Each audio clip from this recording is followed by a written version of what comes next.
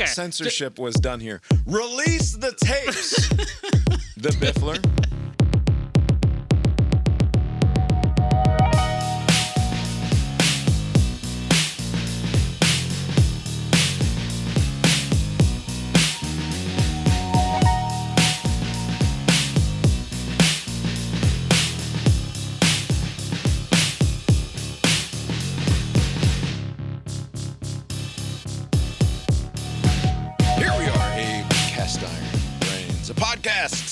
Doing podcast things. My name is Bob, sitting across the way from my good friend and co-host. That's Abe. How you doing tonight, Abe? Doing well, Bob. Yeah, here we are. Lori's here too. How you doing tonight, Lori? The salad is like 10% too big, but I'm going to finish it anyway. Lori's hungry for a salad. Tonight is Wednesday, May 13th, 2026. Already approaching 9:30 on the East Coast. I know. You're missing the penultimate episode of season 50 of Survivor. Should be a good one. How many folks are left, Abe? There are, I believe, 7, which is a high number to come in. A lot of torch meetings, or what do they do with the tikis? And yeah, fire represents life. You know, once they snuff that out, your life in the game is over. They kick you out. Anyways. Next weekend for the finale, they're going to do a live reunion. In the past, they used to do that all the time, but Jeff Probst and his cheap ways to cut cost, they stopped doing that.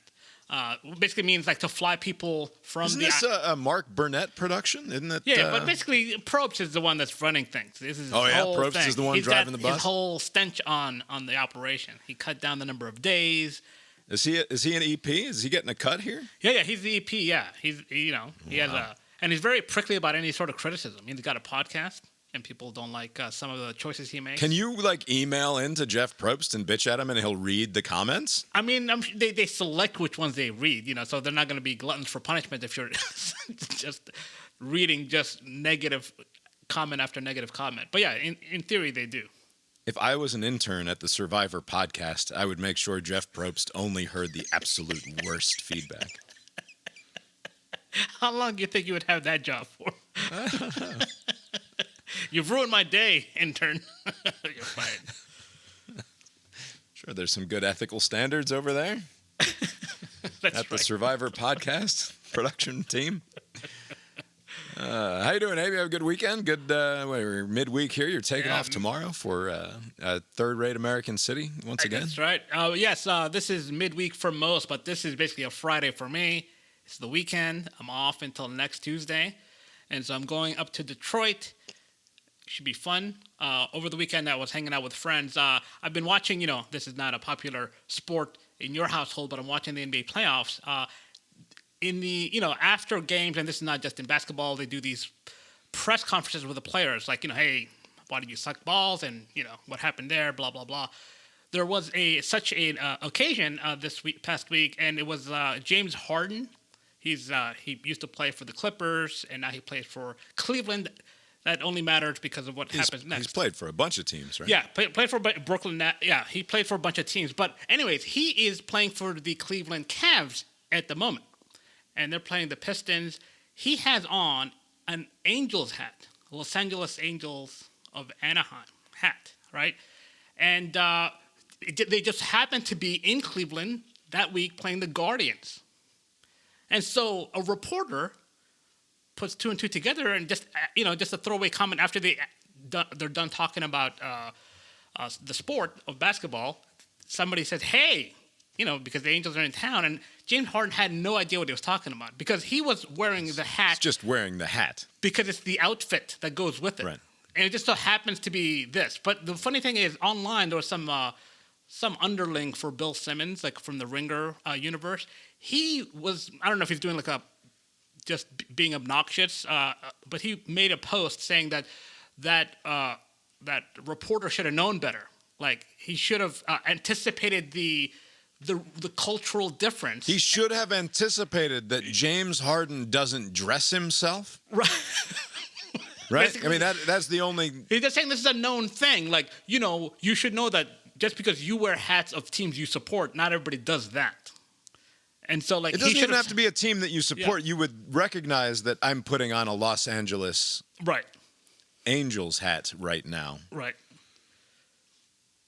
And that they're in. I mean, it's a perfectly reasonable line of inquiry. Yeah, it's just, in my opinion. especially when they just happen to be like, if it wasn't that, like, you know, sometimes you'll catch people in the wild and there's no connection, but there just happened to be a cross-sport connection, and the guy put two and two together, like, oh, wow. Yeah, like there's kids in the neighborhood who wear random MLB hats just because they like, as the kids might say, they just like the drip or the fit or whatever, and that's fine. You don't have to root for the Texas Rangers. You just like those colors, maybe, or maybe you're just a collector of hats of all kinds, and that's the hat you're wearing today. Yeah, like if you travel and you like your souvenir could be the major sport team of that city. Yeah, that's true. Although I imagine there are some teams that are so big that you can't do it for the fashion. Like I think like the Yankee. Do people wear Yankee stuff because it fits their socks? Okay. People wear Braves hats just to represent the city of Atlanta. You know, you see that. That's true. That Braves A. It's very like the Rapists out there. Yeah, they're not all big Braves fans. That's right. You support the city. Civic pride, Bob. You know. Speaking of Atlanta, I was listening to a podcast produced out of that great city. Not to say that the podcast is great, but it's a podcast produced. Or the city. Yeah. Good point. Walking it all back. Yeah. Anyway, I was listening to the Biffler. It's funny, you had a new addition to the crew there since Simon wasn't there, but you brought in Marcus or something? Marcus, yeah. So another engineer. Enjoyable presence on the Biffler. I do have a couple of questions, though, because there's this one part.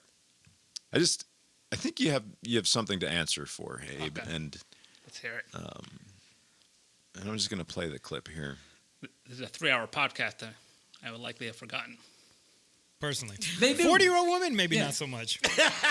Yeah, that's. But what do I know? What I'm saying is, I'll probably talk to my ex-wife about that. Ham is in the streets. I don't know. He might know. Ham's a nice guy. Are you finishing first? You can't do that, man. You can't. You can't. Like no. Ham hat.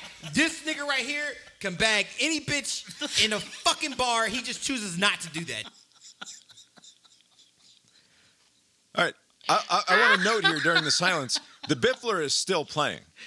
This is we are in a dead period of audio during this clip. I didn't cut it.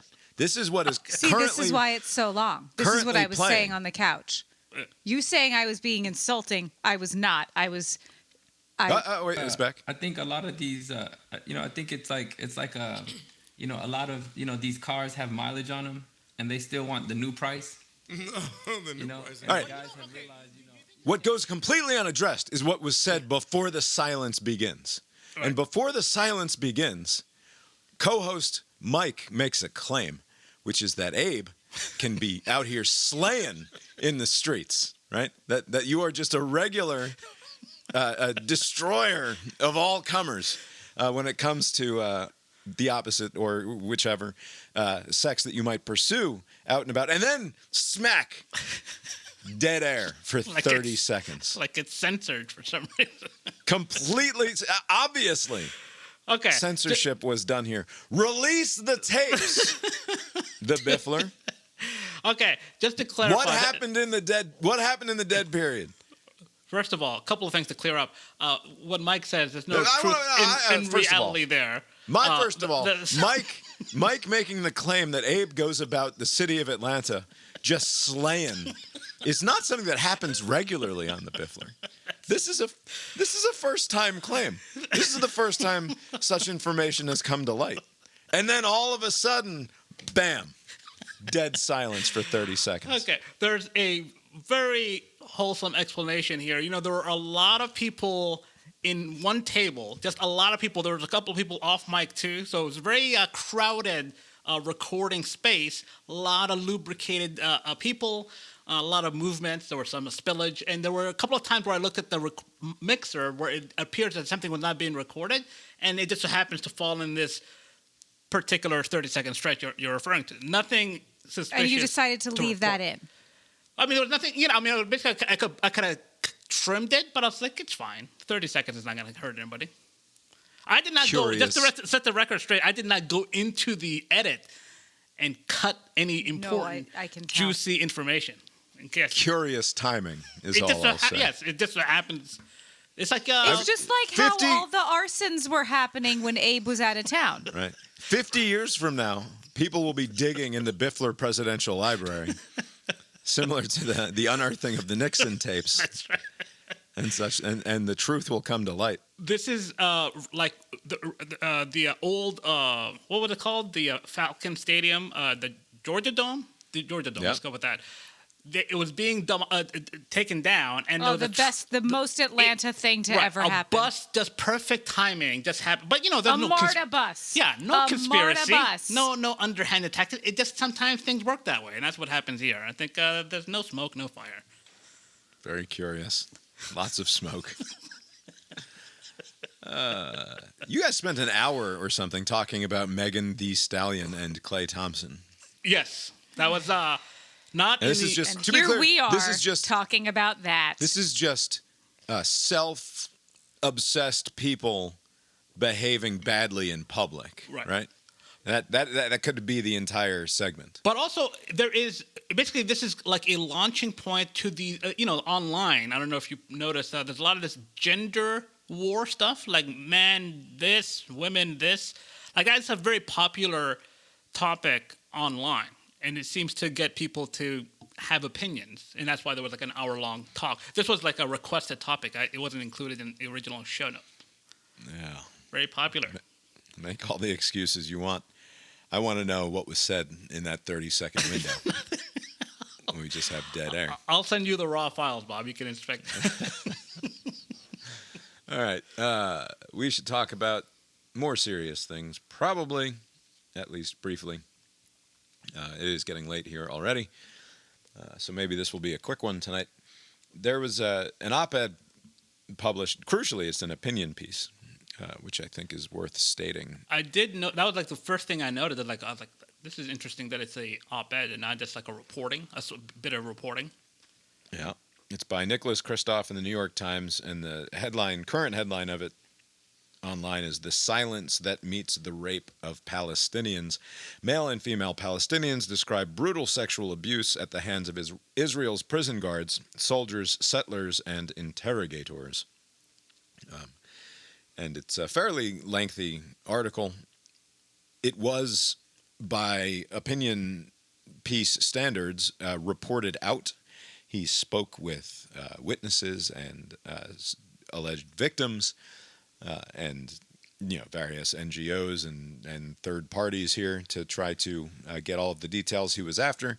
The Times produced one of those slick video packages that they often produce for their big article pieces, where they boil down the article into like a 4-minute thing that is easily clipped and shareable across the various social media platforms.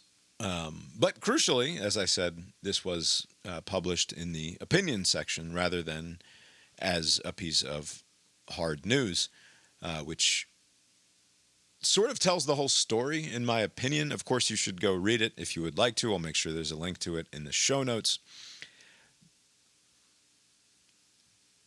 I will spoil the ending here by just basically saying what I think of the entire thing as quickly as possible, rather than go through a dozen of the different claims and why I think that they're sort of bogus. The one that stuck out to me was the claim by a single individual that he was anally raped by a trained rape dog. Trained to rape dog? On one occasion, he said he was held down, stripped naked, and as he was blindfolded and handcuffed, a dog was summoned. With encouragement from a handler in Hebrew, he said, the dog mounted him. They were using cameras to take photos, and I heard their laughs and giggles, he said. He tried to dislodge the dog, he said, but it penetrated him. Other Palestinian prisoners and human rights monitors have also cited reports of police dogs being coached to rape prisoners. The journalist said that when he was released, an Israeli official warned him, if you want to stay alive when you return, do not speak to the media. This was a Gaza journalist shared with me his account of the abuse he suffered after he was detained in 2024. In short, prison guards or other Israelis are training dogs to rape prisoners is the claim here. And I would just like to say that is not happening. I am 100% certain. Are you rounding up or are you at 100%? I am at 100%. Here's the most plausible thing. I want to know what kind of dog it is. That first of all, dog dicks are small. It says 2 to 4 inches in small breeds or over 10 inches in giant breeds when erect.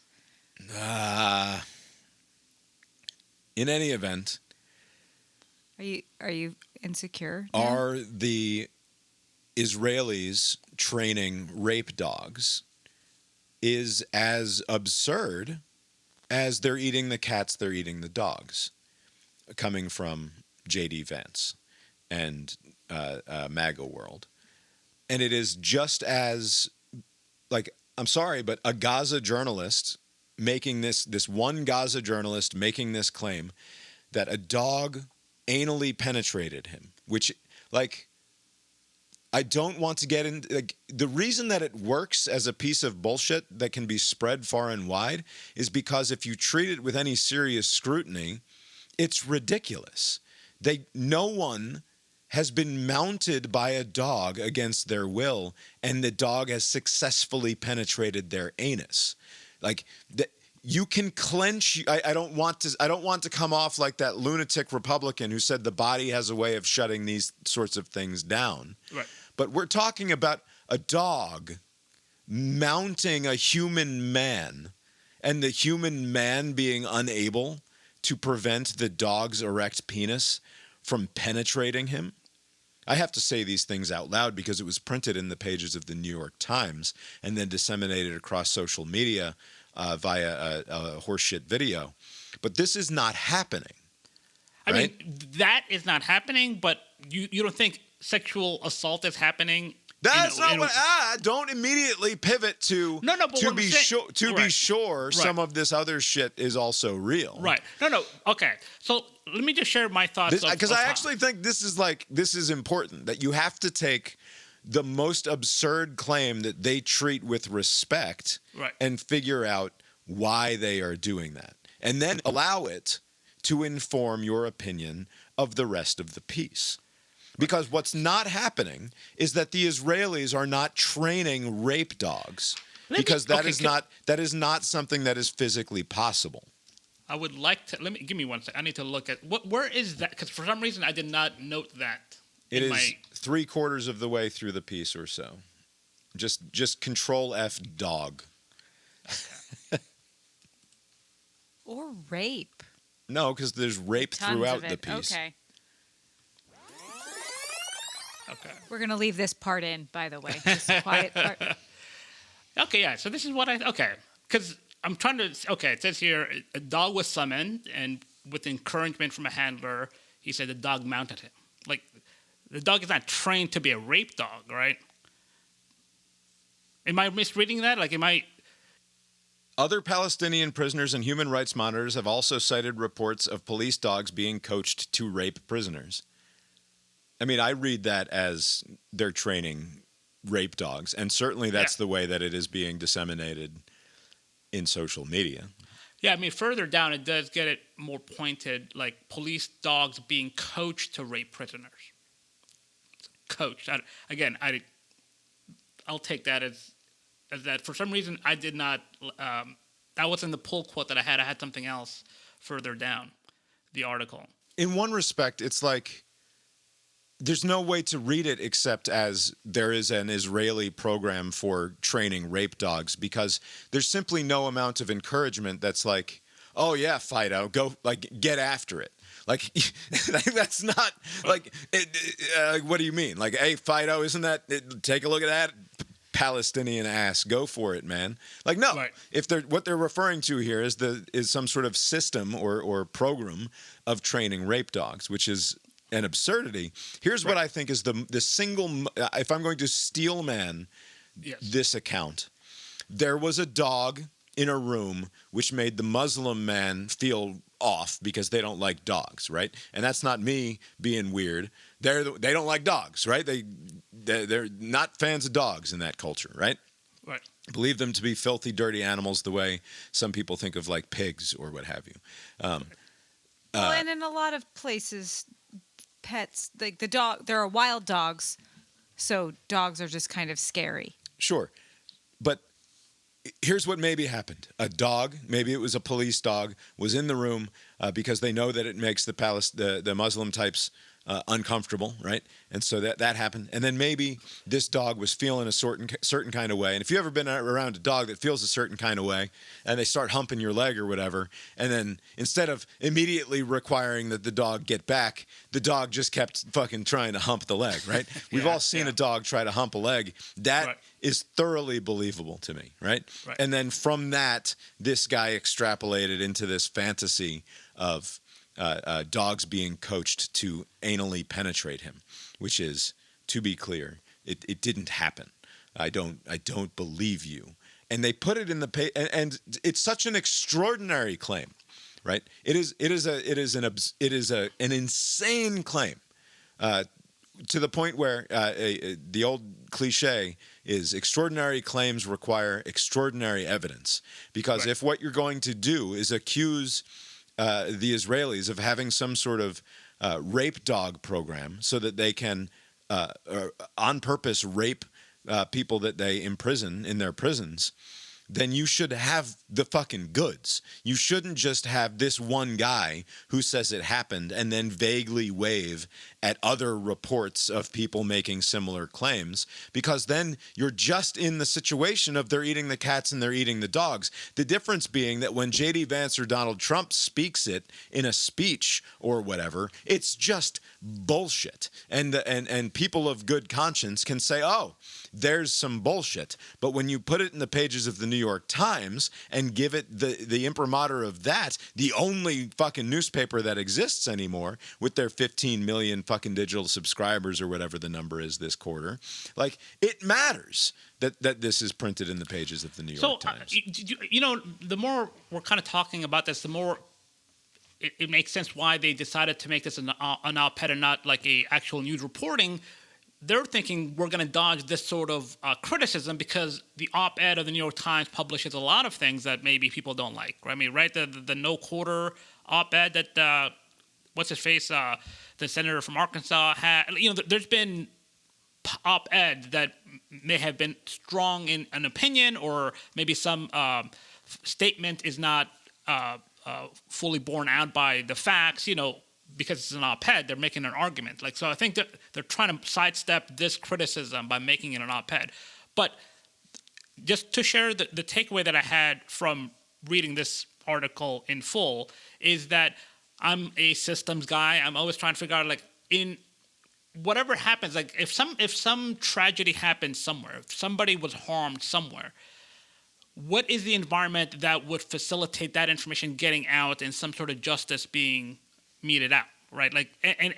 And where we're at now is not it, right? I mean, because the current discourse in this conflict in Iran, Hamas in particular, is one of either side seems to be interested in just brand management instead of just what happened, what information is there to support it, can we do something about it? Let's kind of take the information as it comes and respond to it as it warrants.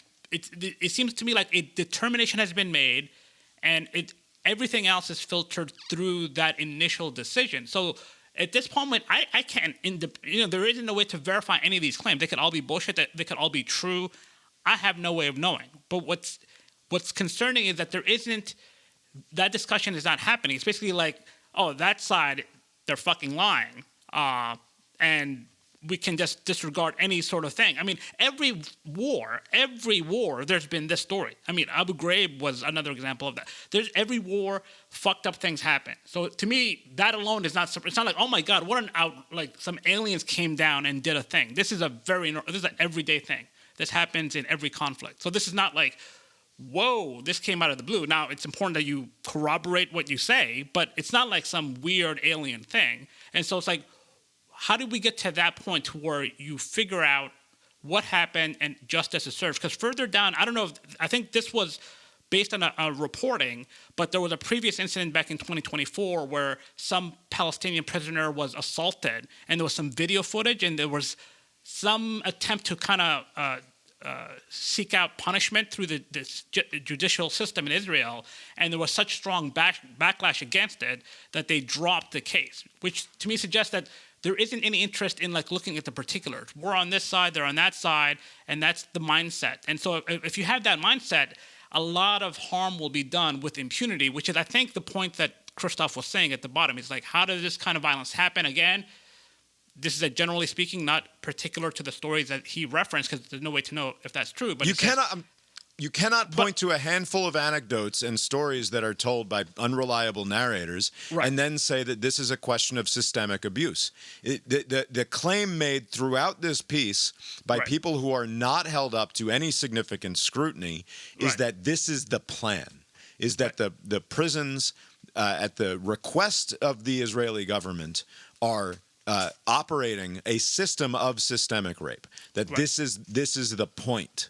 Right, and that is not what you're talking about. Is in a dark room with no accountability, the worst of human behavior is likely to reveal itself, especially when we're talking about groups of people who have determined that the other side is not human, and that goes for both of them. Right, we don't have what happened on October 7th without a bunch of Palestinians believing that the Israelis are subhuman, and you don't have the sorts of things that Israeli soldiers and settlers are accused of. Those things don't happen unless the people who perpetrate that don't believe that the Palestinians are anything but subhuman. But that's different than saying that there is a system in place in which the point is the systematic rape of the Palestinians, which is the takeaway. That is the takeaway here is, and he makes the point in the video very blithely and quickly. He says, what happened on October 7th was an atrocity, and I can look at that. I have the courage to say that. But what happens every day, I think he says day after day after day to the Palestinians, why don't we look at that? Why do we treat that with silence? And I think it's largely because if there was, in the same way that if there was a fucking famine last year, or if there had been a genocide over the course of the last 2 years, there would be way fewer Palestinians, not more, right? And we make these claims about genocide that hold up to none actual scrutiny in terms of the actual facts of what's going on. We can dislike the Israeli policies and the settlements and all of the rest, and be disgusted with Benjamin Netanyahu. But you can't say that they are starving to death the Gazan people and doing a genocide on purpose when the numbers simply don't bear that out. Just to kind of reiterate the point that I'm trying to make, which I don't have any issue with what you're saying, Bob, but the point that I took away from this is not that at all. Because just to read what he says near the end, like, how does this kind of violence happen? Decades of covering conflict has taught me that a combination of dehumanization, which we talked about, and impunity can propel people into a Hobbesian state of nature.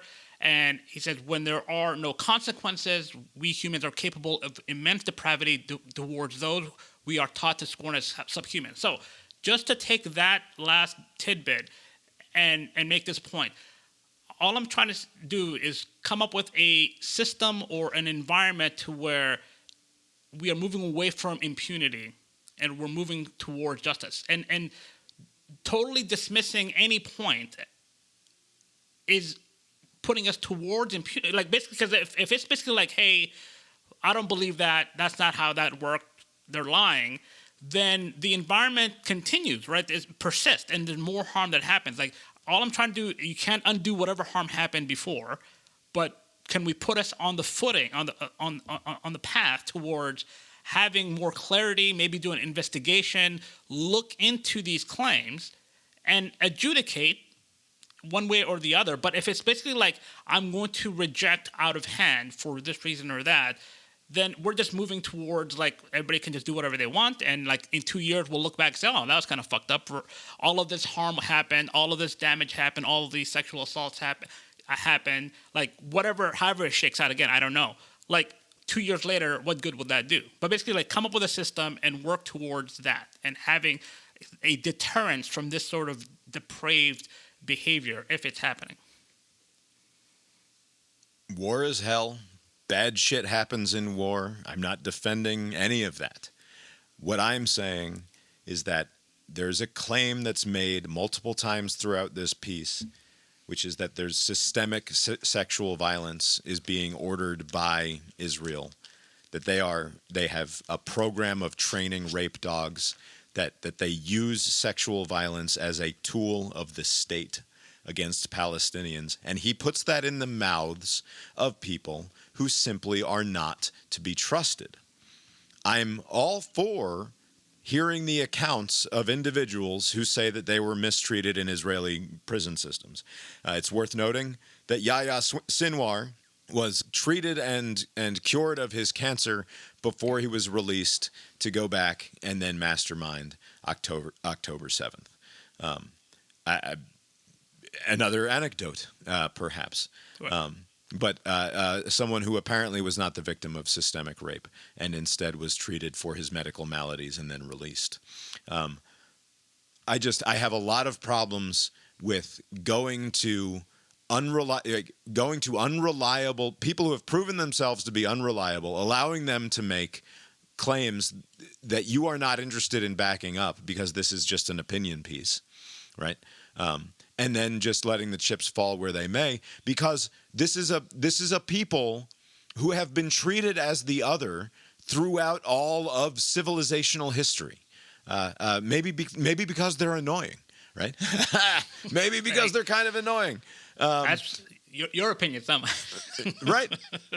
But this is you cannot make these sorts of claims and escape my revulsive reaction to believing that you're just being a common anti-Semite when you allow other people to make these, because I cannot, my reaction to this was the exact same sort of revulsion that I felt when I heard J.D. Vance talk about the meeting, the cats and the dogs. That was Donald Trump that said it. But it came out of J.D. Vance. I know, but it was Donald Trump that said it. And fine, J.D. Vance and Donald Trump talking about, who was it?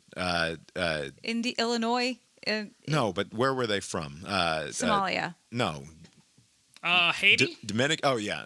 Haitians. Haitians eating the cats and the dogs, which was just a way of othering this group of people who'd come here perfectly legally under a system in which they're allowed to claim that the extreme fucking awful poverty of their homeland has made it an untenable circumstance for them. And then they come here, and Donald Trump and J.D. Vance tell you that they're eating the cats and the dogs in an attempt to get you to be repulsed by them, to see them as something less than fully human.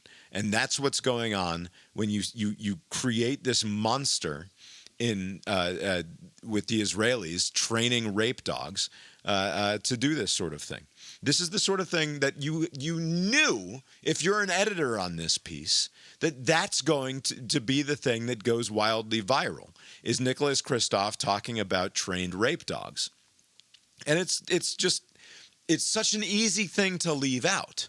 And maybe I'm making too big a deal of it, but it just strikes me as something that is so absurd on its face that with the barest amount of thought about it, you realize that it completely falls apart. Or show me the fucking goods, right? Because if you can't show me the fucking goods, then get the fuck out of here. You know, now that I'm thinking about this, as you're kind of talking this out, the reason why it didn't struck me as odd, I almost kind of just skipped past that part, is because, they're talking about, another example, using rods or other things, like foreign objects, to insert it into the rectum of people, right? Yeah. So a guy was he was brutally raped with a baton, and then he was brought to the prison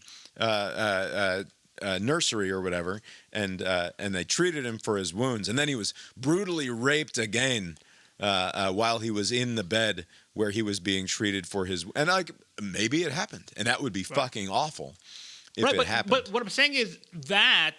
And the dog thing, for some reason, it's not like different category. Like it didn't. I don't know why. Like it just didn't make I didn't draw a distinction between foreign object rape and like sicking a dog rape, because the dog doesn't know what it's doing. Like it's just gonna do whatever, right? So like I don't know. Just in my head, I didn't think of this as like some sort of like the great atrocity tidbit that's going to, destabilize the conversation. Like. Right, I didn't like. That's not how I took it. I don't know if that was the how many online... successful dog rapes are documented in the history of human-dog interaction. Any? Like I know that the bestiality is a thing, right? I know that this is you can watch weirdo shit probably if you wanted to like find that if you're a real sicko, but like forcible penetration by a dog on a human, has it ever happened? This is not my field of expertise, so I don't know the answer to that, but it's all under atrocity, and this is not a novel thing. If you can believe that the Israelis are training rape dogs, you will believe anything about them, and you will accept this is why it comes off as Nazi propaganda in my mind. It is the same thing as they're eating the cats and the dogs. You're trying to create a theory of the case, which is that the Israelis are beneath worthy of being treated as human beings because of the monstrosity that they're capable of. Right, but this is not an Israeli thing, right? I mean, this is not like this is a unique to this particular region. It was even in the article, like in Ethiopia, the Tigrayan conflict, in Sudan, and all these everywhere this happens. Like I don't understand why. Again, maybe I just read this wrong, but this is not. This is like. This is what happens. When people say war is hell, this is what hell looks like, right? I mean, this is. When you dehumanize people, when it's an us versus them. At least 3 times in this article, he makes the point or quotes another group saying that this is a system, that this is systematized sexual violence, that this is the essentially official policy of the Israelis. Right. It's not just saying we're in an awful free for all, and this is what happens when you unleash the worst in the human character. Right. It's saying that we are willfully training people to unleash the worst in the human character. Right, and I'm saying that that needs to be supported by the facts, and if you don't have that, then that's an issue. Then don't print it in the fucking paper of record, in the only remaining paper of record. Right, but what I'm saying is, the fact remains this is not an unusual thing. And I don't know why it's being treated as if if you were to say Israel did everything but the dog rape, right? It would be just as bad as if they also did the dog rape, right? Like that makes no difference in the calculation. It's either all the bad. But why are you including this obviously bullshit detail? And I think that it is important that if I can point to the single most absurd claim and say, well, that didn't fucking happen, then it raises questions about the entire fucking thing.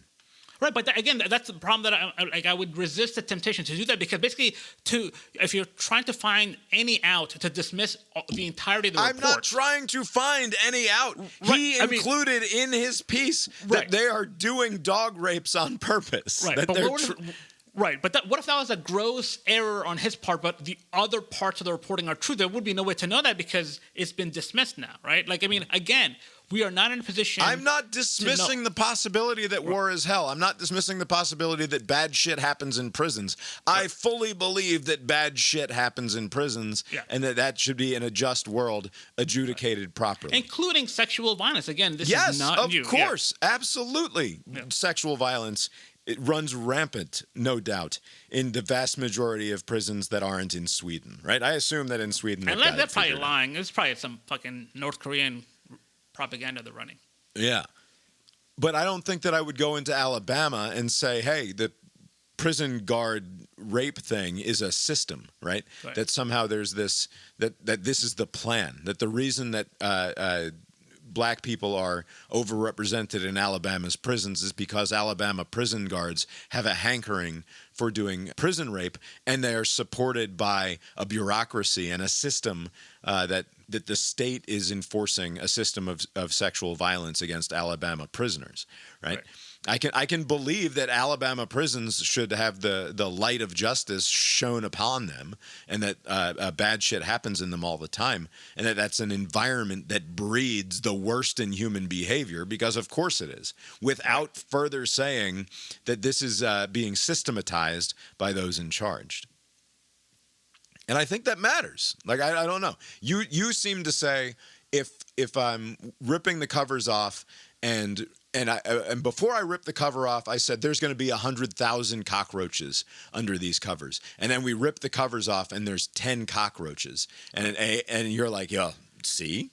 10 cockroaches. Yeah. 10 cockroaches are bad. I'm like, well, but that's 0.1% of the cockroaches that we were expecting to see here. And like that kind of matters in terms of how scared I'm going to be of what's going to happen when you rip the covers off, right? The way that I'm looking at it, though, is different, because it's important to look at the environment in which this is happening. I mean, this is the nature of war, is that there's going to be limited access, right? So outside journalists can't go in willy-nilly into Gaza and verify certain things. So a lot of which is to the advantage of the fantasists who insist that there's systematized sexual violence and dog rapists. But you can make the same argument the other way. Yes, I mean, if you absolutely can. Because you can make that, you could be like raping everybody and just say they're just making it up. I mean, like, there's no way to know, because the environment is not conducive for that, because it's an active conflict, right? And so because of that, it's hard. Well, you can say that they're starving everybody, and then everybody's still there. Right, 6 but again, months I'm later. not making that claim, right?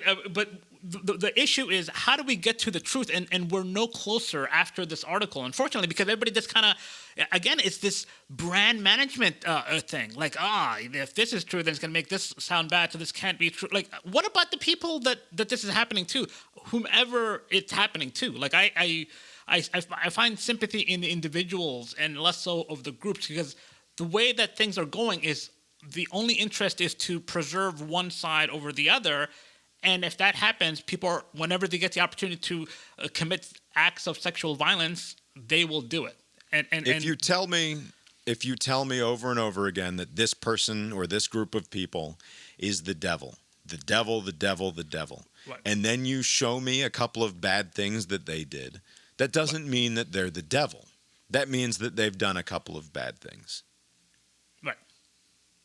But again, I'm not interested in the larger image. I'm just, each incident of bad is bad. It doesn't matter if they're a good person otherwise. Then Christoph should have stuck with the provable.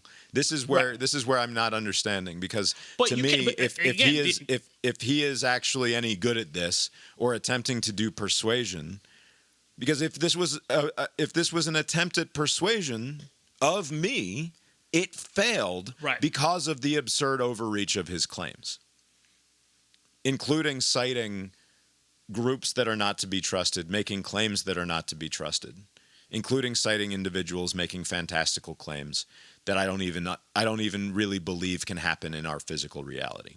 Right.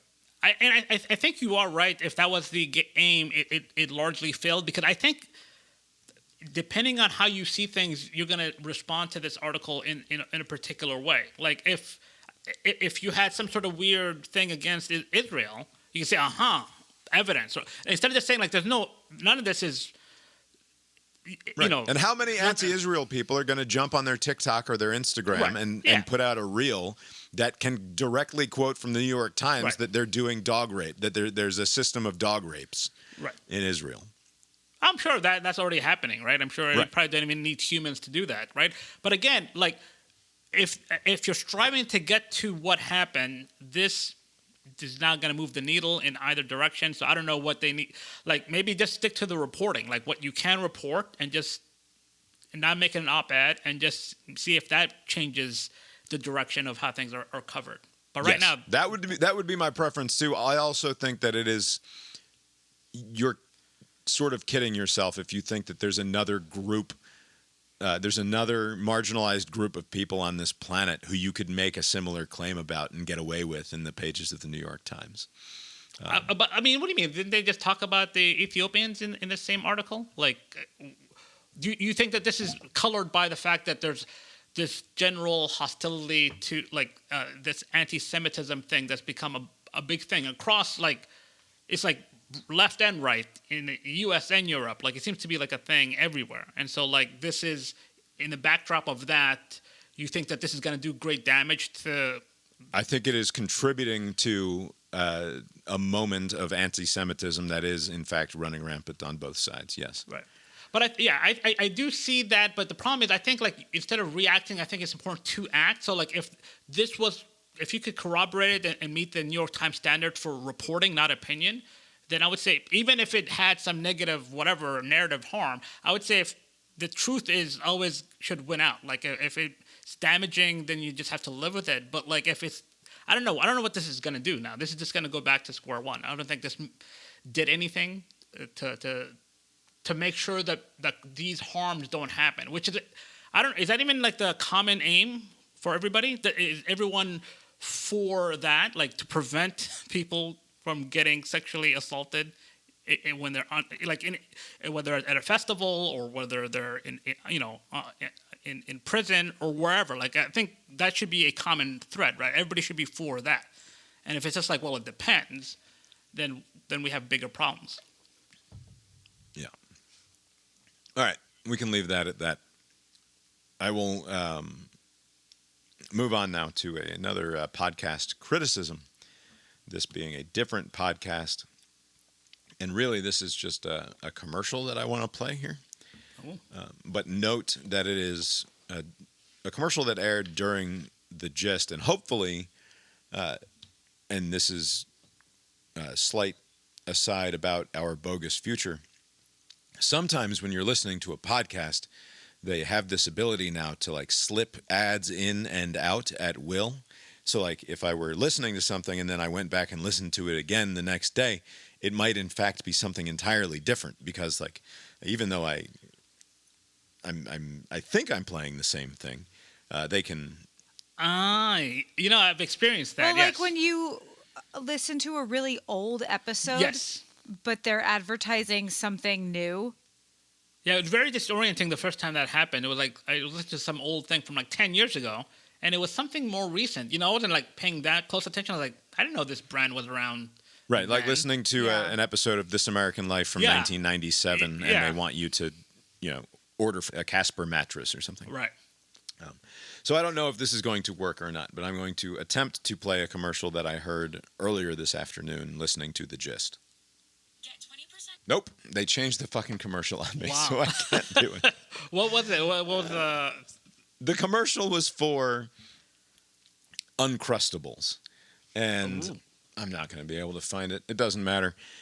I'm listening to The Gist. It's a news podcast for adults. It's an adult audience that The Gist is after here. Right. Not the sort of thing that you listen to with the kids, but maybe they are in the room, I guess.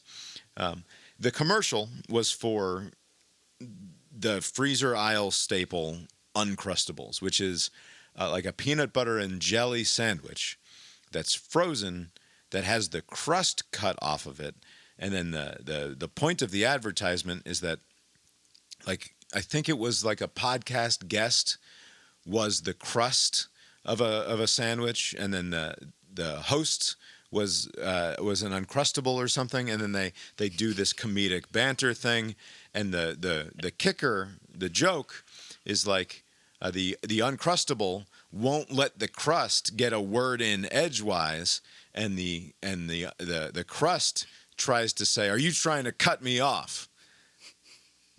And that was the big joke of the 30-second ad, right? The crust says, "Are you trying to cut me off?" And then they don't let him speak anymore after that, because the best part of the sandwich, of course, is the middle part. I mean, saying edgewise also is good.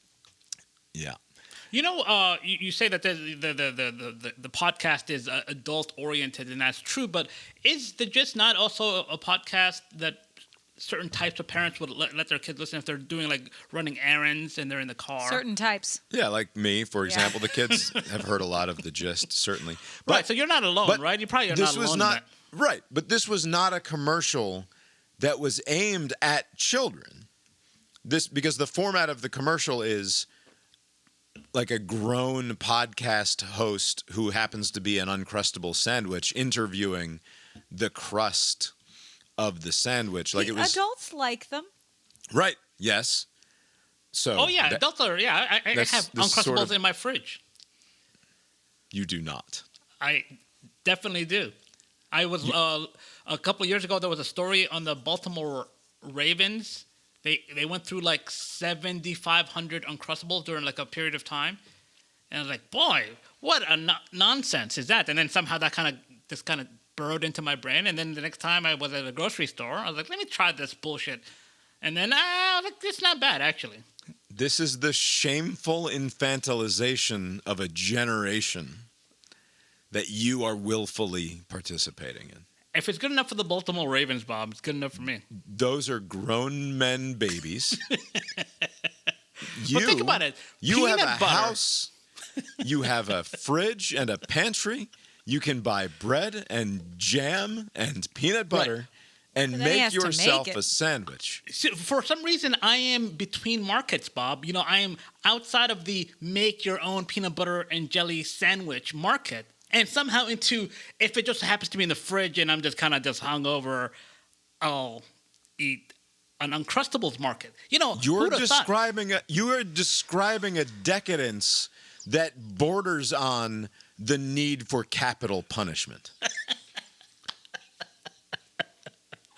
No. Telling you, it's a good use case, Bob. You should look into it. You should What is expand the your cost horizon. of a pack of Uncrustables? It's not. So it's all about when it comes in handy. You get it, you forget it. You just put it. That's the appeal. You don't understand the appeal. here, Bob. $3.99, $5.99, Yeah, something it's like that. Yeah, I couldn't tell you. I don't know. I'm so out of touch. I just get things. I never look at the price. But yeah, that sounds about right. But again, you get one of them, put it in the fridge, the freezer, and then forget about it. You just go on with your life. At Sam's Club, I can get a pack of 24 Uncrustables for $16. So what is that? 75 cents a pop, something like that? Yeah. 67 cents a pop? See, look at that. You're participating in something that shouldn't exist in the same way that, like, we're talking about rape dogs and bestiality pornos and whatnot. It's not enough that we condemn the existence of bestiality pornos. You can't justify watching them just because it's like, hey, it's too late, right? The video's been made. What am I going to do? Is the dog going to unfuck the lady if I don't watch the video? You are doing the same thing by buying an Uncrustable and leaving it in your freezer. You need to expand your horizon. But you look at the world in this wrong way. It should be like you should figure out like why would the Ravens eat 30 to 60 Uncrustables a day, 7,500 in a season? Instead That's what of you I like thought. I thought that the NFL players ate them a lot. yeah. So I'm like these are top flight. They have all of these teams have chefs, the professional cooks. They have like dietitians for the star athletes. They spend a lot of money on this, and somehow Uncrustables still makes it on the menu. Oh yeah, somehow the Smuckers Corporation has figured out you think this is how a brand connection? how to hack the human brain in such a way that it can convince you that what you should do here is stuff this fucking soft bread into your stupid gullet and Not everybody has their wife who works full time to make bread for them. you don't even homemade. have to chew. You're out of touch, Bob, with the common man. That's probably very true.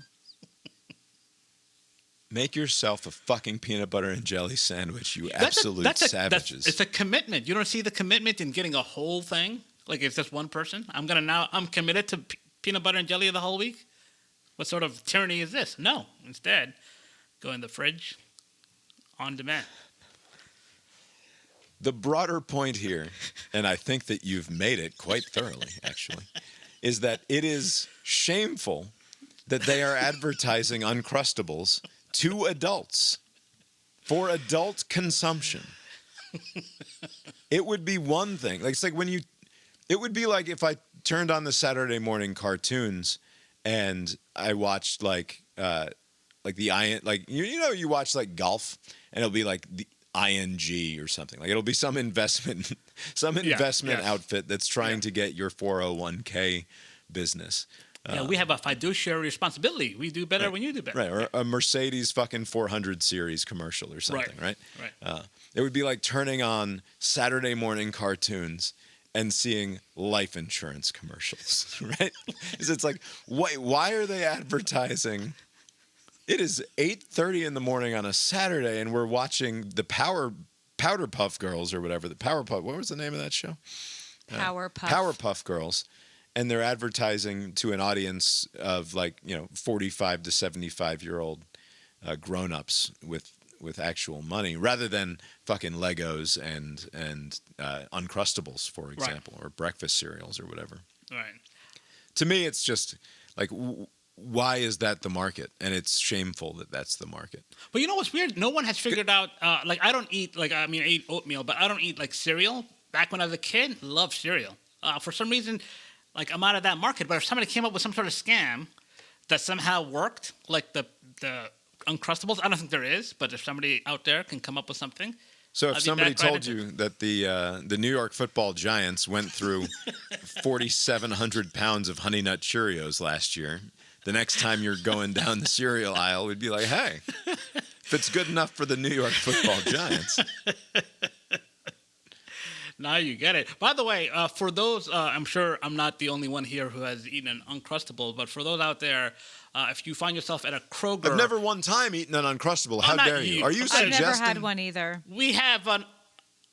in our broad audience? Broad audience of upwards of 8 billion. I'm sure one other person also eats Uncrustables, but I will say, if you're at Kroger and you see the Uncrustable... This is not a brand. We're not sponsored by anybody, but if you see the Uncrustable... official and the Kroger version, do not cut that corner. It's not worth cutting that corner. Stay with, if you're gonna do it, Abe, yes. For science, could you try the Publix version? I will, yes. I've tried I think Trader Joe's had one, but I've never tried the Publix one. But just the Kroger one, it leaves a lot to be desired.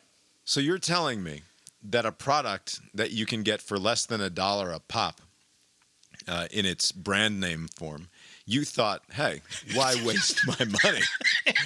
Let's try the discount brand.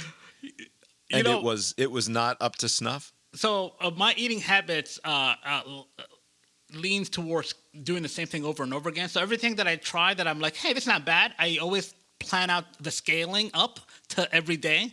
And so that it was in that spirit that I was looking at cutting corners. And it just Let me explain to you the one time it's acceptable to eat an Uncrustable. There's a video of you. It's my favorite video. I've not seen it in many years. It almost doesn't exist.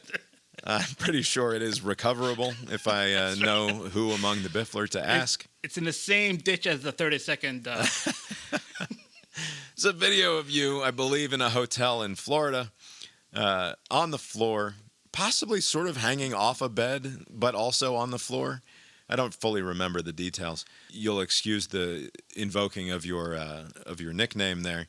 Going absolutely ham. Yes. On a sandwich. I don't know if it was a Publix sub or a Blimpie or whatever the fuck it was. Yeah, it was some sort of sandwich, but this was, I think, like a later game. But we started way too early. It was like 8, 9 o'clock, and you looked for all the world. You'll again have to forgive me. Like a feral raccoon. Yes, yeah.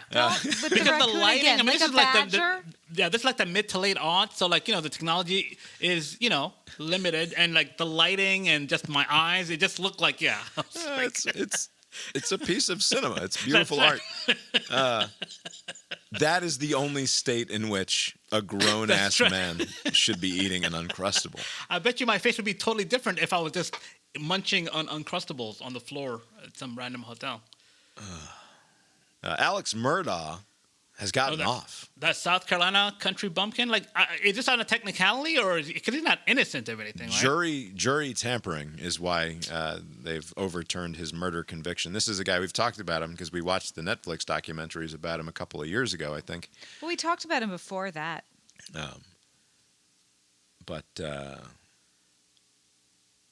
He killed his wife and son, right? With a dog, or no, with a gun in the dog kennels or something like that. And now he's off. But off, I mean, they're going to retry him, right? They're not going to let this guy. They'll retry him. Yeah, they'll clear it up. I don't know, like if you have enough evidence, why are you trying to frame or manipulate in any kind of way? That's going to cause this to happen. I mean, it's just a waste of money to go through this again. I do have some good news on the Alex Murdaugh front, which is that our boy is the one who reported on this for the CBS Evening News. Oh, nice. Thank you very much. We're going to turn now to a big new development in the Alex Murdaugh double murder case. His trial drew national attention, of course. A prominent legal dynasty, wife and son murdered. Murdaugh's conviction tossed aside today by South Carolina's Supreme Court. Our Mark Strassmann has the update. Guilty verdict. Alex Murdaugh's double murder drama still has it all. A new trial ahead gives new life to this Southern Gothic saga. I would never hurt Maggie Murdaugh. I would never hurt Paul Murdaugh under any circumstances. Murdaugh denied killing his wife and son in 2021.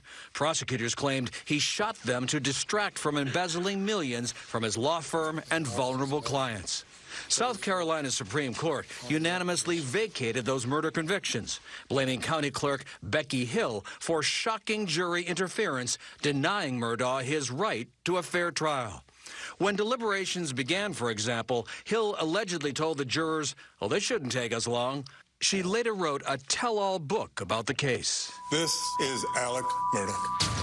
Documentaries and movies about the bizarre case showcase the Murdaughs, a storied, powerful, and problematic family in South Carolina's Low Country. Alex Murdaugh's lawyers said they look forward to a new trial, which prosecutors promise is coming. We believe we have a duty to obviously pursue justice, to all means. Have you been surprised by the never-ending fascination with this case? It's a fascinating case. I mean, every single time that you thought it couldn't get stranger or more interesting, it did.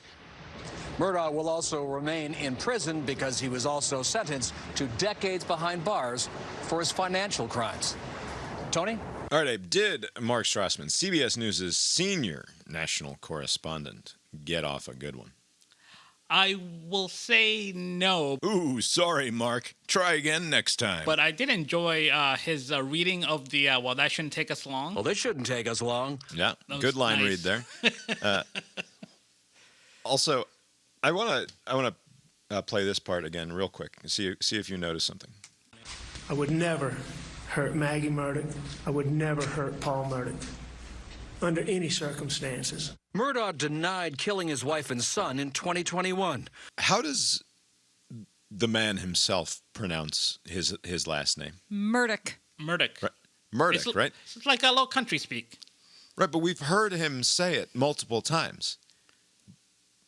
Is there anything more patently disrespectful than listening to someone pronounce their own name and then immediately denying them that pronunciation? Yeah, he's getting the Gaddafi treatment. What's going on? Like, why aren't they just saying it how he wants it? He's out and out saying, no, it's not Murdaugh, it's Murdaugh. What? How are we telling? I mean, he should know. He's, it's his family. You think Right, this is like, he should know. Why don't we say it like he says it?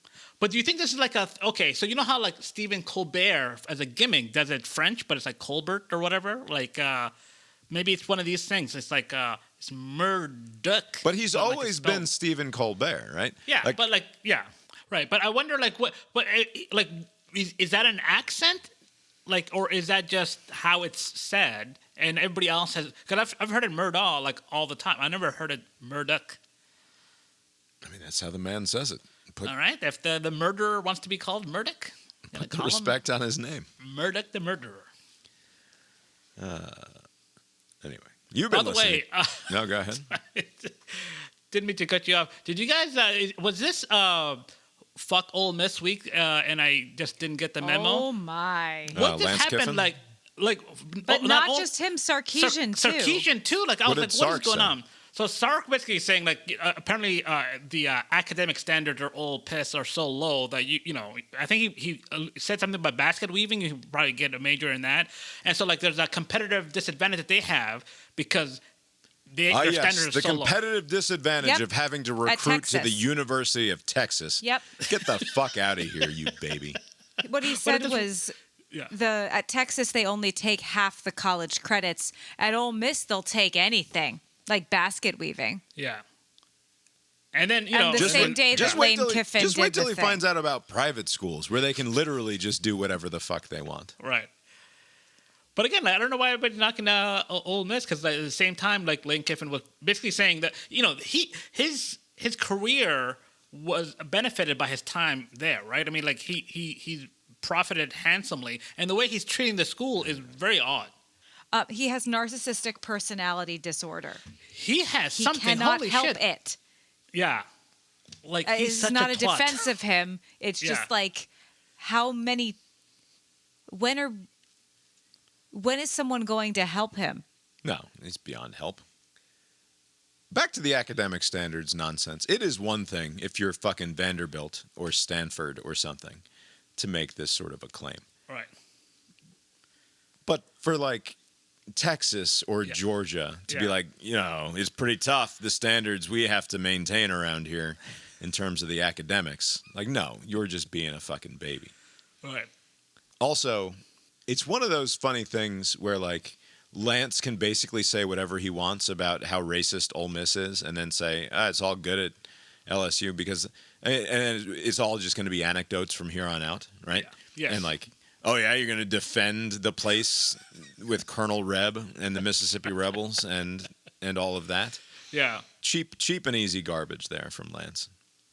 Such an asshole.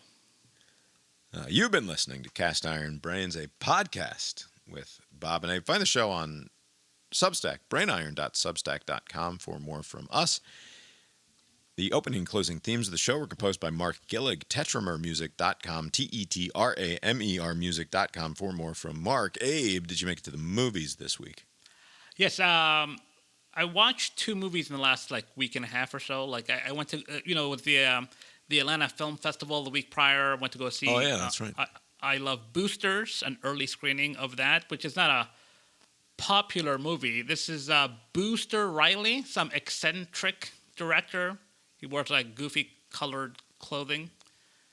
He was at the showing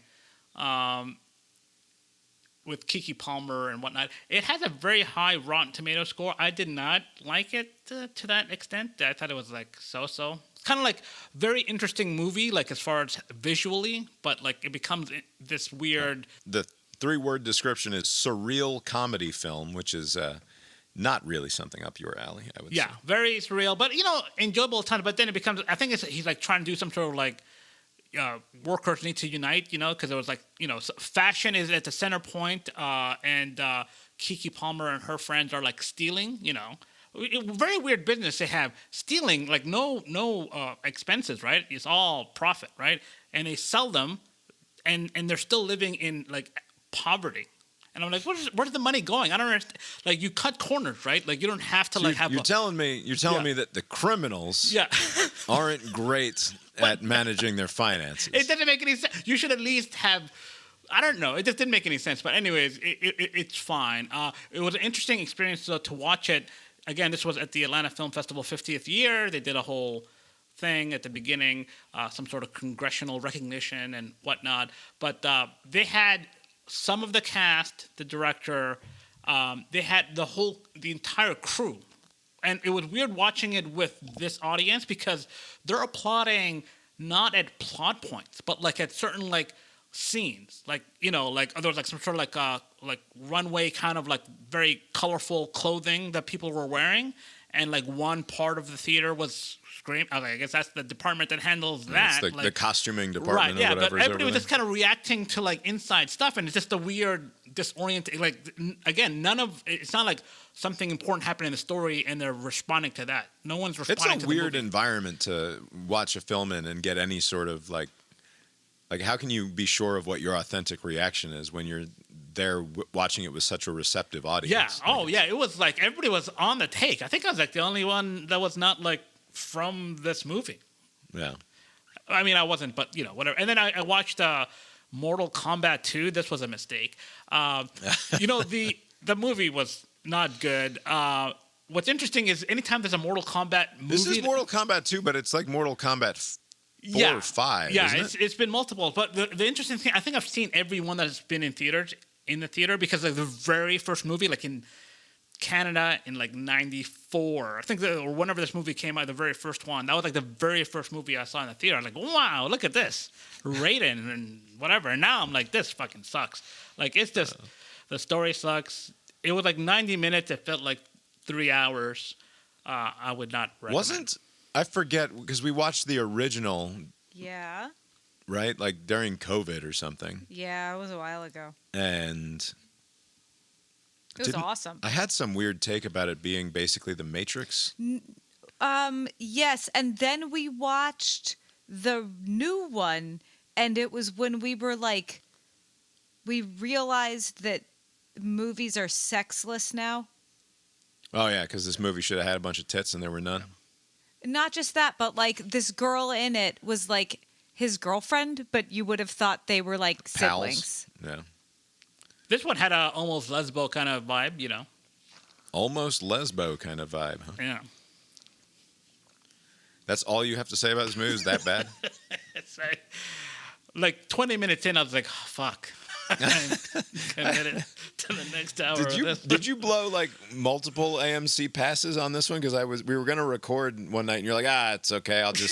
I can skip Mortal Kombat 2 and go see it this weekend or whatever. Yeah. Does that cost you like $1 or $2? No, it doesn't cost me. Basically, you have up to 4 movies you can watch a week in any format. So I usually only just watch one a week. So I never. But you reserved tickets for Mortal Kombat twice. Yeah, you can.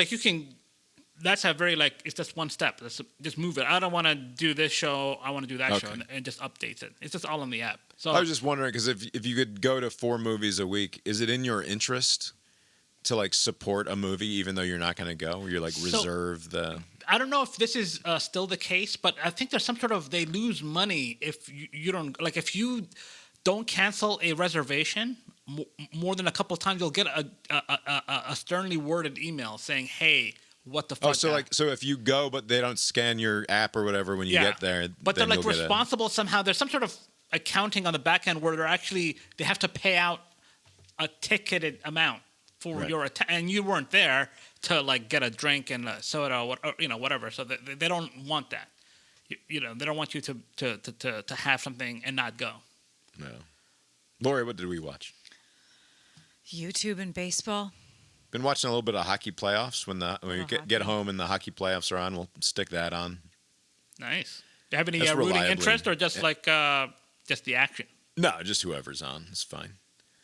Especially if it's like a deciding game in the third period. Like, oh yeah, I'm putting that on for sure. We watched some Georgia baseball. Yeah, I watched some Georgia college baseball against LSU this past weekend. Is Georgia Tech baseball good? Georgia Tech? Yeah. I have no idea. Why would I think about Georgia Tech baseball? Some friend was like, "Hey, let's go to the Yellow Jacket." No, they're good. And tickets were sold out. I was like, for a baseball game in college, like what? I don't know, but the University of Georgia is top 5 team nationally. I don't know about YEC. Wow, both? That'd be impressive. Yeah. Oh wow, number 3 Georgia Tech, also a top 5 baseball team. Good. Top 5. Yikes. Wow. Plenty of baseball going on in our lives. Quickly here, I'm going to be deciding in the next couple of days how many all-star teams our Little League is going to field this year. Is this based on what you anticipate the participation will be? I have all of the kids who are able to participate on a list. And I thought going in that we would have a 12-year-olds team. Here's the way this works. There's majors. This is there's majors baseball is 10 to 12-year-olds. The one that you watch on ESPN in August, like that tournament, right? So we would have a team that would participate in that. I thought we would have a team of 8 to 10-year-olds a team of 8 to 9-year-olds, which would be not in that's in a district-only tournament, so just sort of locally. A team of coach pitch kids also in a district-only tournament, and then a team of 13-year-olds in this intermediate thing that I'm doing. I feel like you've explained this poorly. That was just a lot of numbers. Yeah, sure. Essentially, I thought we were going to field teams in all but one of the possible tournaments. Because we're short on 12-year-olds. Okay. We're short on 12-year-olds. So we need to use our good 11s in the 12s. Right. Which means the 11s would suck. But as there, I'm going there are through, enough bodies for the 11s? Like, there are enough bodies to... Right. So as I'm going through and saying, okay, here are my 13s. They are just bodies. Here are my 12s. Here are my 10s. And here are my 9s. What I realized is that there are like 12 or 13 more kids who are available and who want to do All-Stars who would all qualify for this 11-year-old team, but like undeniably would go get their asses kicked. Like simply would not be reasonably competitive with like assuming that everybody in our district decides to submit teams in all of the different levels.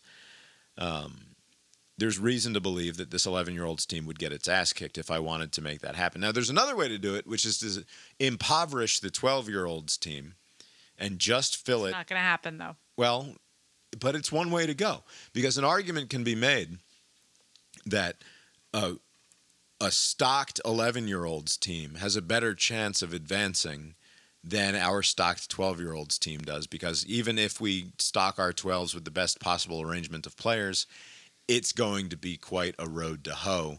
Especially because we're assuming that the Elliott child is playing up. Right. We're assuming that the local stud is going to play on the 12-year-old team and make it especially difficult to get out of the district for our 12-year-old team. So maybe what you do instead is try to make the 11-year-old team as good as possible at the risk of impoverishing the 10-year-old team and the 12-year-old team. Or you make the 12-year-old team as awesome as you can, you make the 10-year-old team as awesome as you can, and then you take the losers and the misfits and you put them on the 11-year-old team just because. Just for fun. You know what's fun is getting to practice and you know, more baseball, and then maybe you go and get your ass kicked against. But on the other hand, maybe you draw one of the other shitty teams in our district, and you actually win a game. And yeah, sure, You're not going to win the goddamn district. Who cares, though? And so it's like, I don't know. I sincerely don't know what to do. What's the objective? Are you trying to field the most competitive teams at every level, or are you trying to minimize That's the damage? The question. And, yeah, because we don't know what the objective is. I don't want to say.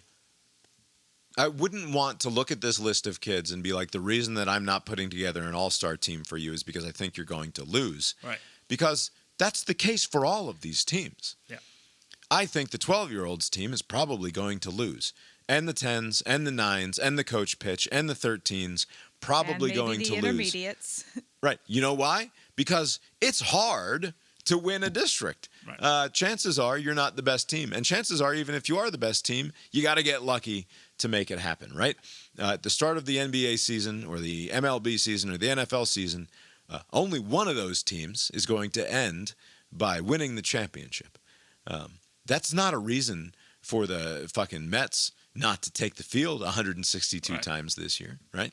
Like, you still got to go out there and play the games. And so, and not to mention the fact, like, my own daughter wants to be on an all-star team because... Which is why I would like to not... But she's going to spend a month having to deal with the fact that baseball is happening all of the time. Like, her life is going to be baseball for the next month, whether she's on one of these all-star teams or not. I was just so looking forward to not... I know, but from her perspective, she's like, know that I care. If I've got to do baseball, I might as well get to play some fucking baseball, right? Like, that's her thought. And I kind of want to go for it. Now, I wouldn't be coaching this team of losers and misfits. I would be coaching a team that I hope to be competitive with a chance to win the thing. And that's part of this, right? Like, but at the same time, when I'm looking at this group of kids and thinking about what it would be like there's a part of me that like really wants to coach the team of losers and misfits. Yeah. Now, But you can't coach all the I know. teams. There are other like political reasons that I have to coach the other team. And that sounds silly, but it is the case. It is effectively politics is why I have to coach the 10-year-olds team. And that's fine. And that's what I'll end up doing. But if we make this team of 11s, I'm absolutely going to be coaching that team as well. It's just that come tournament time, some other dudes will be in charge of them, and I'll be in some other town with some other team. But I'll practice them. I'll certainly do my best to make them a good baseball team and make it a positive experience for the kids. But it is this sort of thing that we just sort of have to decide as a league. It's like, do we want to assemble this team that we know is not going to be competitive? Right. And does that matter at all? Right. You know, I don't know if this should factor into your decision making, but would you get more pushback if you took one course of action over another? Like, or are people going to be fine with whatever the decision is?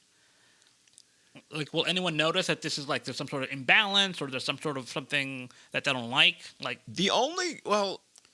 I think that I won't get pushback from people who say, like, nobody's going to be mad that I made an 11-year-old's team that isn't competitive.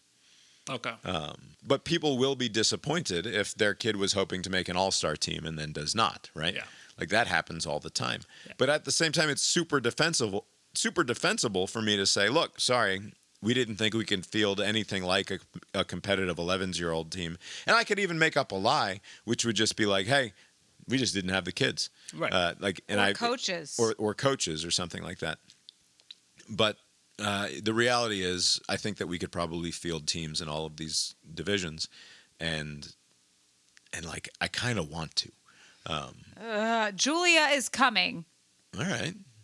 I can't come to every game. You can go to your daughter's all-star games. I can't because I have a friend coming from Ukraine. All right. I've been planning this. This was all fine. I don't know what to tell you. You're going to tell me we're not doing 11s. I'm not making the choice because fucking your friend is coming from Ukraine. That's an absurdity. Not a bad tiebreaker if you're an impasse, you know. I'll tell you precisely in which direction that tie breaks if that's the impasse that we're at. Hello, Miss Cat. Don't you dare and give me that as the thing that is the deal breaker. Anyway, it's just interesting because it does get to the specific culture of like, what are we doing this for? Yeah. And like the fact of the matter is, you can usually get to about 6 or 7, or if you're lucky, 8 or 9 or 10 kids who you're like, man, those are the kids that are deserving and they're here. They all belong. But you are inevitably on every single one of these so-called all-star teams filling the back end with 1 or 2 or 3 or 6 kids who just happen to be available. So like, what is an all-star is an interesting question, but one that we have definitively answered every single season before now with subpar players. Right. So like, what am I doing saying we ought not field a team of kids who all want to play more baseball together? And like, they're going to know the score, right? Like, these kids are going to, like, if this 11 teams gets together and it consists of the kids that I think it's going to consist of, they're going to look around and be like, what are you doing here? Right. Yeah. And the response will be, what am I doing here? What are you doing here? And it's like, wait a second, where are all of the good players, right? Like, where are the best players on the teams that we were all a part of? And it's like, oh no, they're on other all-star teams. Like, and they're not idiots. They're Yeah. going to know the score. Right. But also, like, it's still fun. It Right. doesn't take away from the fun of it. That should be the pitch. This is a fun endeavor. Don't forget the fun. Well, that is the pitch, but it's just... But also, like, if we go against McIntyre or Louisa or Culpepper, and like if that's your draw, we look like we suck. you're gonna get run ruled. Right. But also, and this is where I can argue with myself all of the ways. I didn't know what All Stars was a few years ago before somebody was like, "Hey, why isn't Calvin signed up for All Stars?" I was like, "What are you talking Because about?" before Bob was involved, there was no email asking for eligibility and availability. It was just. I mean, but if there was, So it it's was all like a one-off It's communication. all word of that- mouth. It's just like if somebody Right. you know knows it, then you know it too. Right. But and like I don't know. Like, and then like that first year was such a wonderful experience. It provided buy-in for me in this league in a way that I hadn't up to that point. Right? Like the experience of those couple of weeks of practice and then hosting a tournament and getting to participate in a tournament and all of that. It's like, man, this kind of fucking rules. This is fun. It's the best part of this stupid season. Right. And if I can involve another couple of coaches and another half dozen kids who otherwise wouldn't be participating and get them that level of buy-in, because like otherwise the couple of coaches that I would have doing it, they're not going to be participating this summer. They would just be sitting and watching and like not getting to experience all of that. And like to me, that in and of itself is almost worth it. It's like knowing that I'm going to get the buy-in of these other people, who like you're going to go out there and you're going to get your ass kicked, and that's no fun. But like the rest of it is. I don't know. I don't know which way we're going to go with it. Do you have to decide by a certain point? Katie decide. We've got. I mean, if Katie's deciding, then we're doing it. Even if you're not coaching and I can't come This to is her games. what I said to her. I said, the hypothetical situation is there'll be an 11-year-old's team. It probably won't be that good, and I won't be coaching it. Would you still want to do it? And she said, yes, definitely, please. Aw. So, I don't know. Yes, and I have to decide by Friday, I would think. It's not just hit. It's a group decision. We have to decide by Friday. I suspect they would go in whatever direction I... You're like Xi Jinping here. Like, you take advice from the... Politburo, but that's right. The cider in chief over here. Abe, have you got anything else for us tonight? Nope. I guess that's all we've got for you tonight then, and we'll talk to you next time. Later.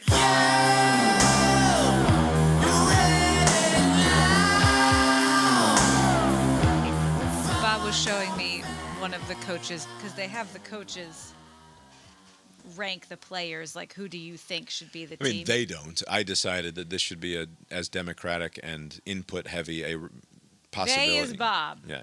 Okay. So I solicited feedback. Like I put together the list of all the available players and then emailed that list to all of the coaches in each division and said, to the best of your ability and knowledge, imagine this was a draft and just draft the team as you would, and then that way we get an idea of who everybody thinks is best.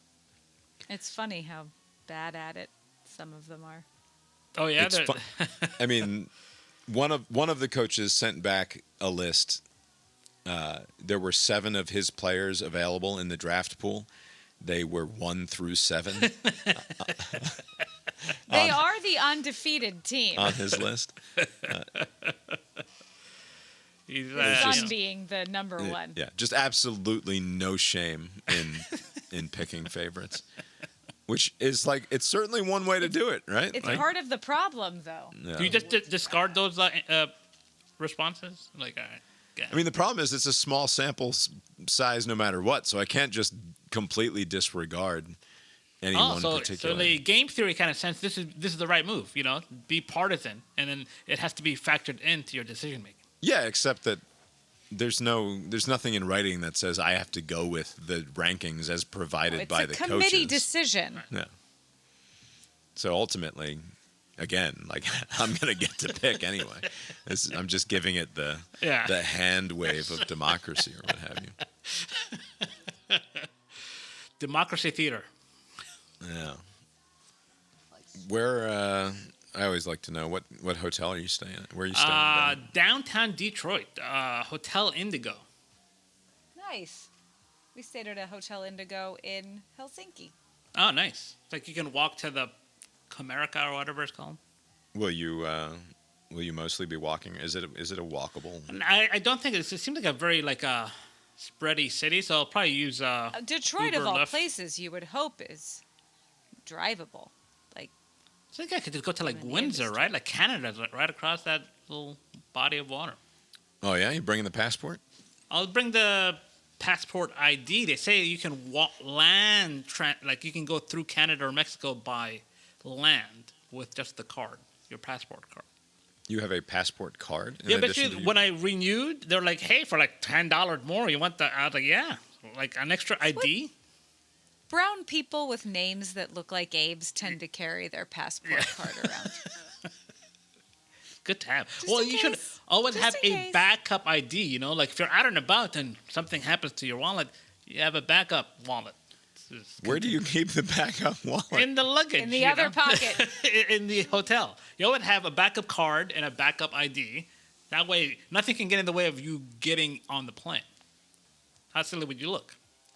That is very thorough planning for your trip there. I never had to use it. I just wantonly walk around with a single wallet and a single driver's license and expect things to be fine. I was like, no matter what happens, I can't be worried. I have a credit card, and I got an ID, a backup ID. Nothing can go wrong.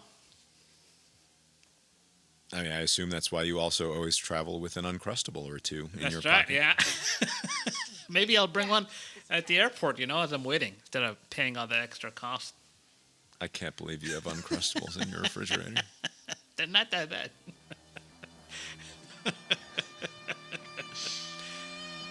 The proceeding was created with 100% human content.